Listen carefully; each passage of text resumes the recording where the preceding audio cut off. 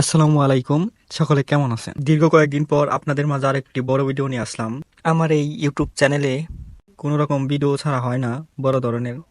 তো সেই জন্য আমি খুবই দুঃখিত। তো আজকে আপনাদের মাঝে আমি আরেকটা ভিডিও নিয়ে আসলাম। তো এই ভিডিওটা আপনাদের খুবই ভালো লাগবে। তো লাস্ট আমার চ্যানেলে একটা বড় ভিডিও দিয়েছিলাম। তো আমার কোয়েল পাখির বাচ্চাগুলো মেশিন থেকে বের করার।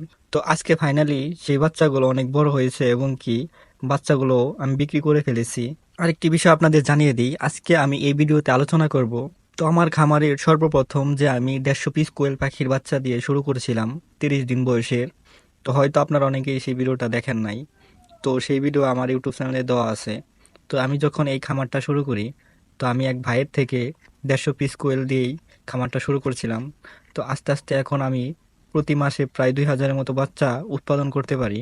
তো সেই বিষয় এবং কি আমার এই খামারে কত টাকা লাভ লস হয়েছে সেটা একটা ধারণা দিব ইনশাল্লাহ। তো আপনাদের আরেকটা কথা বলে রাখি, আমি মূলত সাইফুল ভাইয়ের ভিডিও দেখে এই খামারের প্রতি আগ্রহটা আমার। আর আমি যে সাইফুল ভাইয়ের কথাটা বললাম সেটা হচ্ছে বিসমিল্লাহ এগ্রো সাইফুল ভাই। তো তার মাধ্যমেই আমার এই খামারে আসার প্রথম রাস্তা। তো আল্লাহর রহমতে আমার যে 150 পিসের খামারটা, সেই খামারটা এখন প্রায় অনেকটাই বড় হয়ে গেছে। তো আমার কাছে এটাই অনেক কিছু। আর একটা কথা হচ্ছে, কেউ যদি ছোট থেকে বড় হয় সেই জিনিসটা তার কাছে তার জীবনের গল্পটা অনেক ভালো লাগে এবং কি মানুষের কাছে শেয়ার করতেও মানুষও পছন্দ করে। কারণ সাইফুল ভাই যখনই কোনো ভিডিও করে না কেন, আমি তার প্রতিটা ভিডিও দেখি এবং কি সাইফুল ভাই সবসময় বলে আপনারা যদিও খামার করেন অবশ্যই আপনাদের এরিয়া মতো বা আপনার ডিমের চাহিদা বা এরকম যদি থাকে তাহলে করবেন, তাছাড়া আপনারা লসের সম্মুখীন হতে পারেন।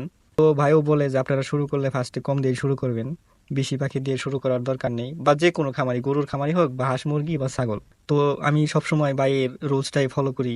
আমার ভাইয়ের ভিডিওগুলো খুবই ভালো লাগে।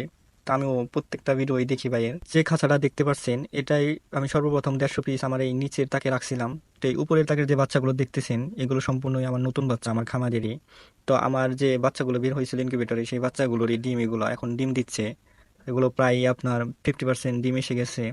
মানে মূলত প্রথম প্রথম ডিম দিছে এগুলো। তো আস্তে আস্তে ডিম বাড়তেছে। আর আমি আজকে আপনাদের ভিডিও করে দেখাবো, এই জন্য আমি এই ডিমগুলো দিনে সংগ্রহ করছি। তো সকালবেলা আমি ডিমগুলো উঠাইছিলাম না। তো আর যে ওষুধগুলো দেখতেছেন মূলত আমি এই ওষুধগুলো আমি এই কোয়েল পাখিকে দিয়ে থাকি। তো ইসেল মূলত ডিমের জন্য দেই এবং ক্যালপ্লেক্স ক্যালসিয়ামের ঘাটতি পূরণের জন্য দেই, এবং ফার্স্টে যে জিঙ্ক দেখছিলেন আপনারা, ওটা পাখির লোম টোম পড়ে গেলে ওটার জন্য ভালো কাজ করে।